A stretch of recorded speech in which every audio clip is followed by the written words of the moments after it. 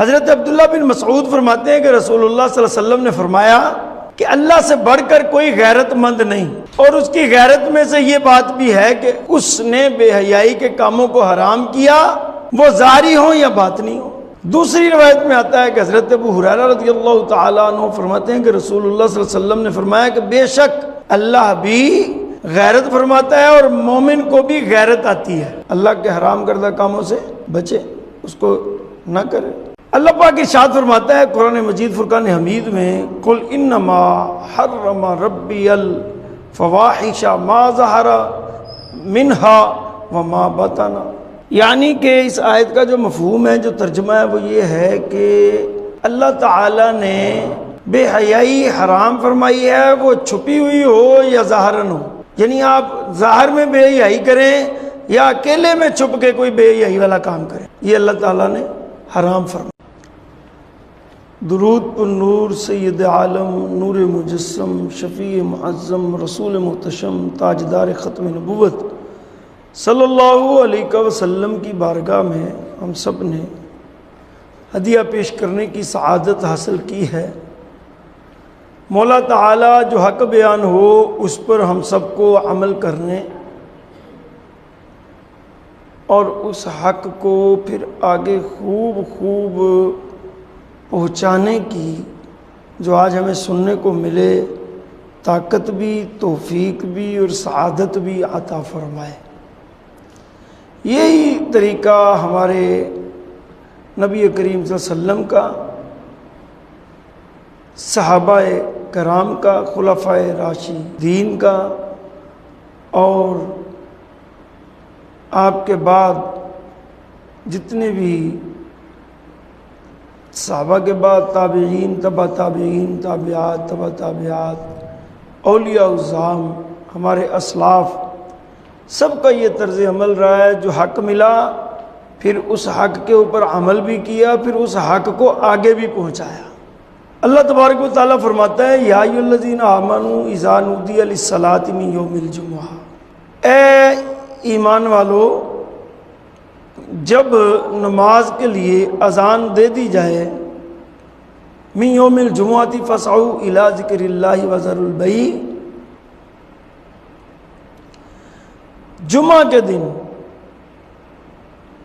تو اللہ کی یاد کے لیے فاسعوا الی ذکر اللہ وذروا البیع، جلدی کرو اور خرید و فروخت چھوڑ دو۔ ذالکم خیر لکم ان کنتم تعلمون، تمہارے لیے بہتر ہے اگر تم جانو۔ فَإِذَا قُضِيَتِ الصَّلَاةُ فَانتَشِرُوا فِي الْأَرْضِ وَابْتَغُوا مِنْ فَضْلِ اللَّهِ وَاذْكُرُوا اللَّهَ كَثِيرًا لَعَلَّكُمْ تُفْلِحُونَ، بس جب ادا ہو جائے نماز تو زمین میں پھیل جاؤ، وَابْتَغُوا مِنْ فَضْلِ اللَّهِ، اور اللہ کا فضل تلاش کرو، وَاذْكُرُوا اللَّهَ كَثِيرًا لَعَلَّكُمْ تُفْلِحُونَ، اور کثرت سے اللہ کو یاد کرو شاید کہ تم کامیاب ہو جاؤ۔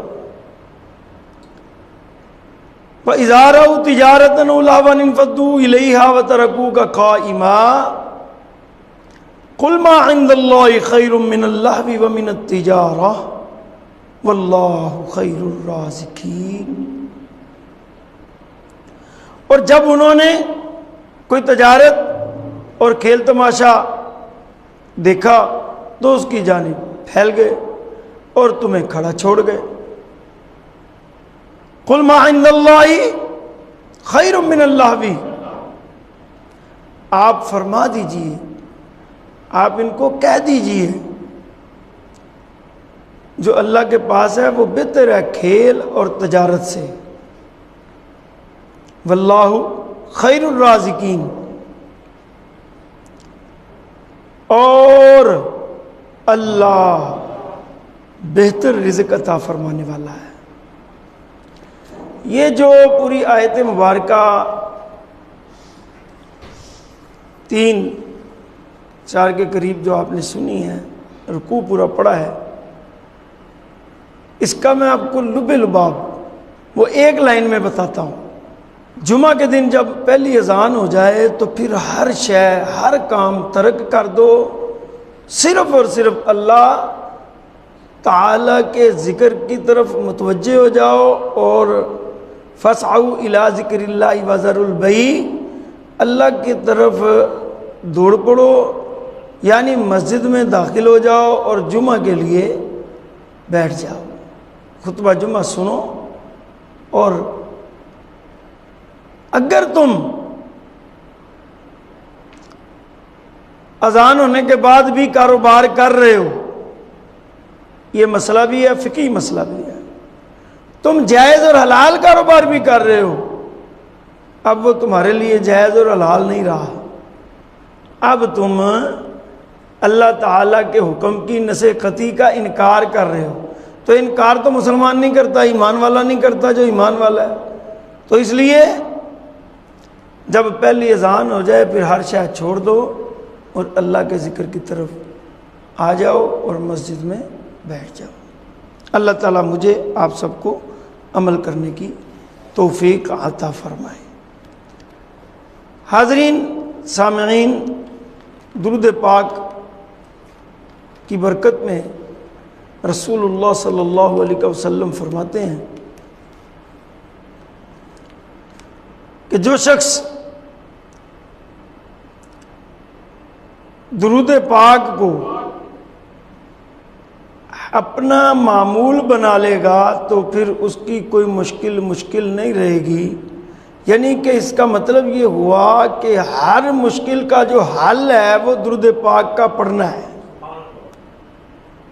اللہ تعالیٰ مجھے آپ سب کو کثرت درود و سلام پڑھنے کی سعادت عطا فرمائے۔ اللہ پاک ارشاد فرماتا ہے قرآن مجید فرقان حمید میں، قل انما حرم ربی الفواحش ما ظہر منها وما بطن۔ اس آیت کا ترجمہ یہ ہے، تم فرماؤ میرے رب نے تو بے حیائیاں حرام فرمائی ہیں جو ان میں کھلی ہیں اور جو ان میں چھپی ہیں۔ یعنی کہ اس آیت کا جو مفہوم ہے، جو ترجمہ ہے، وہ یہ ہے کہ اللہ تعالیٰ نے بے حیائی حرام فرمائی ہے، وہ چھپی ہوئی ہو یا ظاہراً ہو، یعنی آپ ظاہر میں بے حیائی کریں یا اکیلے میں چھپ کے کوئی بے حیائی والا کام کریں، یہ اللہ تعالیٰ نے حرام فرمائی ہے۔ حضرت عبداللہ بن مسعود فرماتے ہیں کہ رسول اللہ صلی اللہ علیہ وسلم نے فرمایا کہ اللہ سے بڑھ کر کوئی غیرت مند نہیں، اور اس کی غیرت میں سے یہ بات بھی ہے کہ اس نے بے حیائی کے کاموں کو حرام کیا، وہ ظاہری ہوں یا باطنی ہوں۔ دوسری روایت میں آتا ہے کہ حضرت ابو ہریرہ رضی اللہ تعالیٰ عنہ فرماتے ہیں کہ رسول اللہ صلی اللہ علیہ وسلم نے فرمایا کہ بے شک اللہ بھی غیرت فرماتا ہے اور مومن کو بھی غیرت آتی ہے، اور اللہ کی غیرت یہ ہے کہ مومن بندہ وہ کام کرے جسے اللہ نے حرام قرار دیا ہے، یعنی اس سے بچے، اللہ کے حرام کردہ کاموں سے بچے، اس کو نہ کرے۔ اب یہ چند دن قبل ملک پاکستان میں یوم آزادی کے دن کو منایا گیا ہے،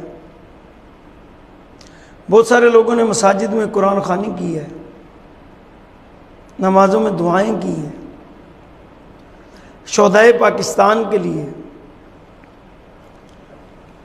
دعائیں کی ہیں، قرآن خوانی کی ہے، نیک تمناؤں کا اظہار کیا ہے، اور بہت سارے ایسے بھی ہیں جنہوں نے گلی محلوں کے اندر، شہروں میں، چوراہوں میں، چوکوں میں اس طرح کا شور مچایا ہے، باجے بجا کے، گل گپاڑا کر کے، کہ دیکھنے سننے والوں کو جن کے آبا و اجداد نے قربانیاں دے کر یہ پیارا وطن پاکستان حاصل کیا، ان کو دکھ ہوا کہ یہ ملک تو گل گپاڑوں کے لیے تو نہیں بنایا گیا، قربانیاں تو اس لیے نہیں دی گئی۔ تو بندے کی جو محبت ہے وہ اللہ تعالیٰ کے شکر کرنے میں ہے، اللہ تعالیٰ کی بندگی کرنے میں ہے، اللہ تعالیٰ کی دی ہوئی نعمتوں کو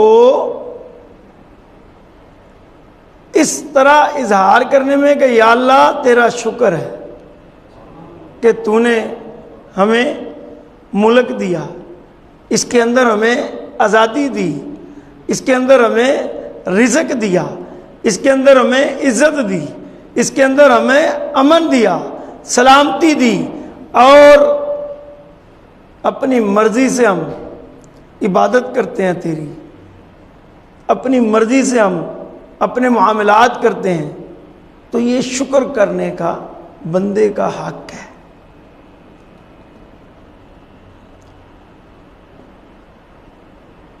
المختصر کہ بندہ غیرت مند تب ہے جب وہ احکام الہیہ پر عمل پیرا ہونے والا ہے مکمل۔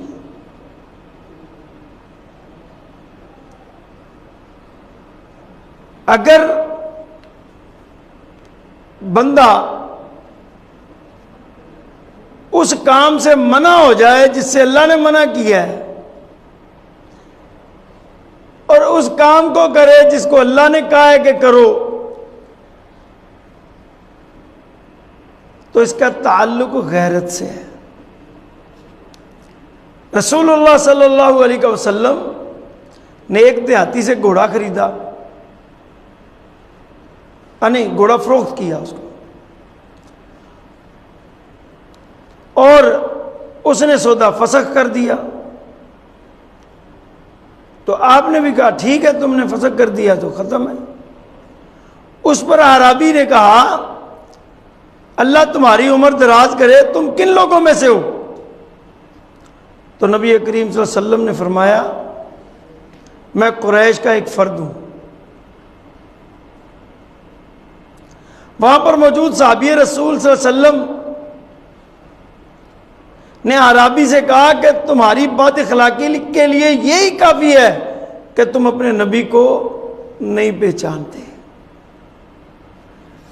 حضرت استاد ابو علی دقاق فرماتے ہیں کہ نبی کریم صلی اللہ علیہ وسلم کا یہ فرمانا کہ میں قریش کا ایک فرد ہوں غیرت کے طور پر تھا، ورنہ آپ کے لیے ضروری تھا کہ آپ ہر ایک کو تعارف کرواتے کہ آپ صلی اللہ علیہ وسلم کون ہیں۔ پھر اللہ سبحانہ و تعالی نے اس صحابی کی زبانی اس دیہاتی کو بتلا دیا جب انہوں نے فرمایا کہ تمہاری بد خلقی کے لیے یہ کافی ہے کہ تم اپنے نبی کو نہیں پہچانتے۔ اور اللہ تعالی غیور ہے، اور ایسا غیور ہے کہ بندہ اللہ تعالیٰ کی طرف، قرآن پاک کی آیت سنی ہے نا آپ لوگوں نے، بڑی مشہور ہے فَاذْكُرُونِي أَذْكُرْكُمْ، جس کا مفہوم یہ ہے کہ میرا تم ذکر کرو تو میں تمہارا ذکر کرتا ہوں۔ اچھا دوسرا مفہوم یہ ہے کہ تم میرا ذکر کرو میں تمہارا چرچا کرتا ہوں۔ تیسرا مفہوم یہ ہے کہ تم میرا ذکر کرو میں رہتی دنیا تک تمہارا نام زندہ کر دوں گا، اور ایسا ہے۔ لیکن ذرا غور تو کریں اور سوچیں، اللہ کے ساتھ اللہ تعالیٰ کے نام کے ساتھ اس کا ذکر کو بلند کرنا، پھر اس کا تمہارے لیے ذکر کا چرچا کر دینا، ذکر کا تمہارے لیے پوری دنیا پر قائم اور دائم کر دینا، یہ کتنی بڑی تمہارے ساتھ اللہ تعالیٰ کی محبت ہے۔ آج اگر ہم اس کو ایک اور میں آپ کو مثال، حضرت مولانا جلال الدین رومی آپ ایک روایت لکھتے ہیں اللہ تعالیٰ کی حکمت کے عنوان سے۔ اللہ کی حکمت کیا ہے؟ حضرت موسیٰ علیہ نبی علیہ الصلوۃ والسلام نے اللہ تعالیٰ کی طرف رجوع کرتے ہوئے یہ سوال کیا، یا اللہ تو انسان کو پیدا کرتا ہے پھر مار دیتا ہے. اس میں کیا راز ہے؟ موسیٰ اللہ نبی علیہ الصلوۃ والسلام کلیم اللہ تھے، اللہ سے ہم کلام ہوتے تھے. بارگاہ رب العزت سے جواب ملا، اے موسیٰ مجھے معلوم ہے کہ تیرا یہ سوال انکار اور غفلت کی وجہ سے نہیں ہے، اس لیے میں اسے درگزر کرتا ہوں، ورنہ تجھے اس کی سزا ملتی. تو مجھ سے اس لیے پوچھنا چاہتا ہے کہ تو میرے راز کو، میری حکمت کو عوام پر، امت پر عیاں کرے. یہ سب کچھ کہنے کے بعد اللہ تعالیٰ نے حضرت موسیٰ کو کہا کہ تم کھیتی بو، یعنی کچھ جگہ کے اوپر کھیتی باڑی کرو. اللہ کا حکم مانتے ہوئے حضرت موسیٰ نے کھیتی باڑی کی. جب کھیتی تیار ہوئی تو اسے کاٹ لیا. غیب سے ندا آئی، اے موسیٰ کھیتی بوئی اور کاٹی کیوں؟ ہاں، کھیتی بوئی اور کاٹی کیوں؟ حضرت موسیٰ نے عرض کی، یا اللہ کھیتی پک چکی تھی، بھوسا اور دانہ ملا جلا تھا، جو مناسب نہیں تھا میں نے الگ الگ کر دیا. اللہ تعالیٰ کی طرف سے ارشاد ہوا، ہے موسیٰ یہ عقل تم نے کہاں سے حاصل کی؟ یہ شعور تم نے کہاں سے حاصل کیا؟ جو بھوسا تھا اسے علیحدہ کر دیا، دانہ علیحدہ کر دیا، جو کھانے کے قابل دانہ نہیں تھا اس کو بھی نکال دیا. حضرت موسیٰ نبی علیہ السلام نے عرض کی کہ یہ دانش عقل تو مولا تیری دی ہوئی ہے. اللہ تعالیٰ نے فرمایا تمہارے سوال کا جواب یہ ہے کہ انسانوں کی روحیں دو قسم کی ہیں. کتنی قسم کی؟ دو قسم کی ہیں، ایک پاک اور ایک ناپاک. سب انسانی جسم ایک رتبہ کے نہیں ہیں. کسی جسم میں موتی اور پھولوں جیسی خوشبو والی روح ہے، اور اسی طرح دوسرے میں بدبو والی، گناہ والی، برائی والی روح موجود ہے. چنانچہ روحوں کو بھی اسی طرح ایک دوسرے سے علیحدہ کر دینا مناسب ہے، جس طرح گندم کو بھوسے سے، تاکہ نیک روحیں جنت میں چلی جائیں اور بد روحیں جو ہیں وہ جہنم میں چلی جائیں. اور یہ جہنم کی خوراک بنے. یہ حکمت مارنے کی ہے، جبکہ پیدا کرنے کی حکمت ہماری صفات کا اظہار کرنا ہے. پھر اللہ تعالیٰ نے فرمایا کہ میں پوشیدہ خزانہ تھا، میں نے چاہا کہ میں پہچانا جاؤں، لہٰذا میں نے اپنی پہچان کے لیے مخلوق کو پیدا کیا. مولانا روم اس عقائد میں دو سبق دیتے ہیں. ایک سبق یہ دیتے ہیں کہ اللہ تعالیٰ کا کوئی کام حکمت سے خالی نہیں ہوتا، اس کے ہر کام میں بھلائی چھپی ہوتی ہے. اور دوسرا سبق یہ دیتے ہیں کہ رب کی پہچان اللہ تعالیٰ کے وہ دوست ہیں جو اللہ سے پیار کرتے ہیں، یعنی اولیاء کرام، اور رب کو یاد کرنے والے، یعنی جو رب کی جو پہچان کرنے والے ہیں وہ اولیاء کاملین ہیں. یہ اللہ کی حکمت جو میں نے آپ کے سامنے بیان کی، اس کا مقصد کیا تھا؟ اس کا مقصد یہ تھا کہ آج ہم اپنی جو اصل حیثیت ہے، یہ اصل جو ہماری زندگی ہے، اس کو ہم پہچانیں، اس پر غور و خوض کریں، اور پھر ہمیں جو صحیح راستہ ہے، جو حق کا راستہ ہے، جو کامیابی کا راستہ ہے، جو اللہ اور اس کے رسول کی اتباع والا راستہ ہے، جو صحابہ کرام کی اتباع والا راستہ ہے، جو سلف صالحین کی اتباع والا راستہ ہے، یعنی کہ صراط مستقیم، اس راستے پر چلنے کی ہم کوشش و سعی کریں اور کامیابی پا سکیں. جڑا والا میں ایک گستاخی کرتا ہے اور ایک سازش تیار کرتا ہے اور پوری علاقہ کو بد امنی کا شکار کر دیا جاتا ہے. یہ اداروں کو اور حکومت کو غور کرنا چاہیے کہ ہمارے ملک میں ملک دشمن کون ہے. کیا انڈیا میں مسلمانوں پر ظلم و ستم نہیں ہو رہے؟ کیا فلسطین میں مسلمانوں پر ظلم و ستم نہیں ہو رہے؟ اور وہاں پر اقلیتوں کے کوئی حقوق نہیں ہے؟ ان حقوق پر جو پاکستان میں یہ کل سے جو انسانی حقوق اور اقلیتوں کے حقوق پر باتیں کرتے تھکتے نہیں ہیں، ان کو وہاں پر وہ مسلمانوں کے حقوق نظر نہیں آتے؟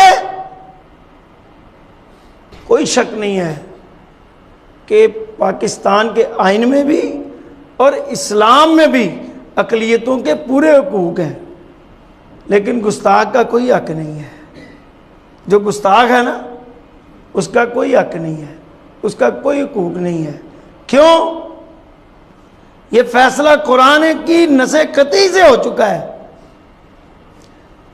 کہ جو گستاخ رسول ہے وہ واجب القتل ہے۔ آئین پاکستان میں بھی 295 قانون اور لا موجود ہے۔ تو جڑا والا جو معاملہ ہوا، جو اقلیتوں کی عبادت گاہیں جلائی گئیں، یہ ایک سازش کے تحت جلائی گئیں، اور جو یہ کہتے پھرتے ہیں نام نہاد کہ ہم اقلیتوں سے شرمندہ ہیں، بھئی وہ سازشیں بے نقاب کریں۔ جو اہل ایمان ہیں، جو مسلمان ہیں اور جو اہل حق ہیں، ان کا یہ کام نہیں ہے۔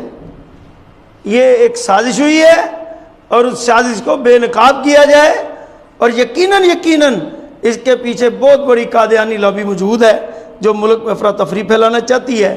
اس وجہ سے ہمارے ملک میں بد امنی کی فضا بنائی جا رہی ہے۔ اللہ تعالیٰ مجھے آپ سب کو پاکستان کی سلامتی کے لیے، استحکام کے لیے اپنا کردار پیش کرنے کی توفیق عطا فرمائے، اور ہمیں صحیح معنوں میں اسلام کا سچا سچا پیروکار بنائے۔ پاکستان کی ترقی اور کامیابی کے لیے ہمیں اہل غیرت، اہل حق قافلہ کا ورکر، کارکن اور اس سب میں شامل فرما دے۔ آمین بجاہ نبی الکریم صلی اللہ علیہ وسلم۔